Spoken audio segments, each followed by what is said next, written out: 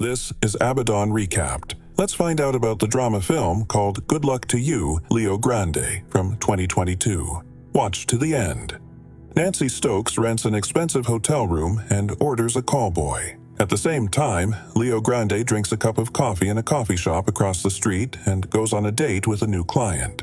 When he meets the woman, he compliments her and tries to gain her support. He realizes that Nancy is too nervous and offers to drink champagne and talk a little. She is ashamed of her age and constantly reminds him of it. This doesn't bother the guy at all, because he has had lovers much older than her.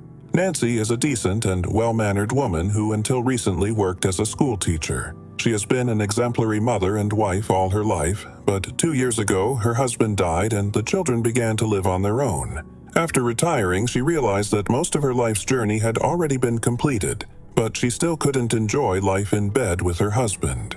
By renting a hotel and ordering a man on call, she hopes to have fun for the first time. She only knows about it from books. She asks the guy to do it right now.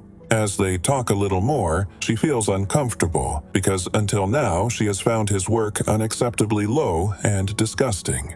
At the same time, she doesn't want to continue the conversation and wants to get intimate with the boy as soon as possible, enjoying the young, handsome man's body. The guy doesn't mind getting down to business, and he kisses the woman to help her relax a bit and remove her inner shackles and excessive fear. Nancy is afraid that she might not like the guy and suggests that he take some pills, but he is sure that he can cope without them. Realizing that intimacy with the guy is inevitable, the woman runs to the bathroom to clean herself up and change her clothes. At this time, Leo undresses and takes a comfortable position. Nancy doesn't come out for a long time, and he decides to have a snack, finding a chocolate bar in the minibar. Soon, she returns to the bedroom, but the smell of the candy bar puts her off, and the boy has to brush his teeth. In a moment, he realizes that the problem is not the candy bar, but Nancy herself. Fearing intimacy with another man, she has changed her mind and is ready to pay for the meeting without its logical continuation. Leo assures the woman that her action is not a momentary weakness, but a balanced and carefully considered decision. For 30 years, her intimacy has been equally boring, and now she has one last chance to change things. It's time to crawl under the covers and continue to get to know each other. Nancy realizes that her young lover is not stupid and educated, so she doesn't understand why he needs this job. This does not bother him at all, because it is his conscious choice, which makes him feel needed and wanted. At the same time, he won't tell his mother about it and won't deceive her. He tells her that he works on an oil rig. Nancy has 2 children, a reckless daughter and a responsible son who is studying at the university. She thinks they are boring because they are too proper, just like their mother. In order to please the woman, Leo decides to find out how her husband behaved before intimacy. It turned out that he was the woman's only partner and had been doing the same for 30 years. The woman never experienced any pleasant sensations or experiments because everything happened exactly the same as the day before. Feeling dissatisfied, Nancy sheds a tear and admits that she has always dreamed of surprising her husband. She wanted to give pleasure and receive it in return. As a teenager, she met a waiter and hoped that he could make her happy, but this was prevented by random passers-by. Noticing that Nancy is relaxed, Leo kisses her and does his job diligently, earning money. During the second meeting, the woman feels freer and more relaxed. Leo doesn't embarrass her, and she communicates with him calmly. At the same time, she is still living the life of a teacher, so she has prepared a list of wishes that she would like to fulfill with Leo in bed. The list consists of 5 items. Starting with the first and most difficult one, Leo notices that the woman is still a little shy. He asks her to get rid of her inner shackles and feelings of judgment. He thinks they will make great progress.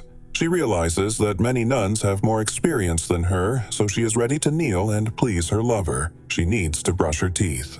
As she unbuckles her belt, Nancy is afraid of not satisfying Leo, but he reassures her that he will only be disappointed if she bites off his.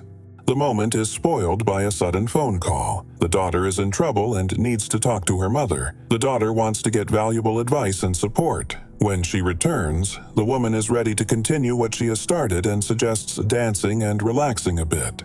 As they dance, Nancy becomes less and less shy and starts to smile. She finally feels free. The couple is again interrupted by another call from their daughter, which spoils the romantic atmosphere. The woman is tired and doesn't want to answer the phone. Leo jokes and asks her if she is ready to pick up the phone and say that her mouth is busy, but the woman is not satisfied with this option. Having dealt with her daughter's problems, she is ready to kneel down again and demands to continue. But they are in no hurry. Leaning against the guy, the woman feels his muscles and asks him to take off his shirt. She admires her lover's flawless body and feels uncomfortable again. Her breasts are touching her navel and her hips have lost their former shape. Putting Nancy in front of a mirror, the boyfriend teaches her to love herself as she is. To help the teacher relax a bit, he suggests role-playing, but Nancy is not happy with the idea. Realizing that the idea is stupid, she starts to cry and does not want to take off Leo's pants. The callboy relaxes the stiffened Nancy, and she dares to say more open things. During the third meeting, the woman behaves more relaxed and allows her lover to satisfy her with sweet kisses. She still can't get pleasure, but she doesn't want to imitate it. Having crossed the second item off her bucket list, Nancy wants to get to know the guy better. But Leo is against excessive frankness, because there are boundaries of personal space that are strictly forbidden to cross. As it turned out, Nancy decided to find out Leo's real name, and with the help of an internet search, she managed to find his name. Upon learning this, the guy gets very angry and starts preparing to leave. He does not want to continue the meeting and will never return to this room. Nancy feels guilty and apologizes because she just wanted to be closer to each other and is ready to tell her real name. Leo doesn't want to hear it because the woman has poked her head in where it doesn't belong. As it turns out, when he was a teenager, she and other students threw an adult party and his mother caught them. Since then, she has abandoned her son, telling her friends that he had died. Feeling abandoned, Leo left home for good, and now he earns his living as a callboy. Leo Grande's real name is different. His name is Connor. The boy walks away but returns a minute later to find his smartphone. He doesn't find the phone, which causes Leo to have a fit of rage, to which the neighbors and the hotel manager respond. Finding the smartphone under the chair, the guy says goodbye to Nancy forever and leaves, promising to return the money for the date. The fourth meeting. The woman has ordered a callboy again and is waiting for him in the hotel car. She recognizes one of the waitresses as Becky, a former student who misbehaved at school. Afraid of sounding frivolous, the woman says she is waiting for the guy she is going to sell the car to. When she arrives, she thanks him for meeting her and apologizes for her inappropriate behavior. Nancy recommended him to her friends and was not afraid to reveal his real name. Feeling trusted, Leo also talks about his past and the mistakes he has made. Nancy calls Becky over and tells her that Leon is not a buyer, but a wonderful lover she has been seeing for a month. She has already rented a room and is ready to have fun with the young man. School mores and moral lessons are behind her. Now the woman has realized that she knows how to live and enjoy life. Having drawn the right conclusions, she asks Becky to use her head and not be afraid of hidden desires. Pleasure is not a sin, but a miracle that everyone should experience.